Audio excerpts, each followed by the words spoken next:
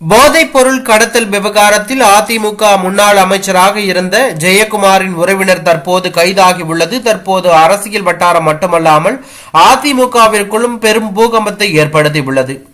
தமிழ்நாட்டில் போதைப் பொருட்கள் நடமாட்டம் அதிகரித்த வண்ணம் இருந்து வருகிறது.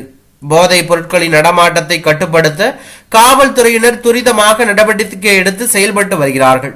இருப்பினும் போதைப் பொருட்களின் நடமாட்டத்தால் குற்ற சம்பவங்களும் அடிக்கடி அரங்கேறி வருகிறது. இந்நிலையில் சென்னையில் போதைப் பொருளை பதுக்கி வைத்திருந்த ராகுல், காதர் மைதீன் ஆகியோர் தற்போது கைதாகி பரபரப்பை ஏற்படுத்தியுள்ளது.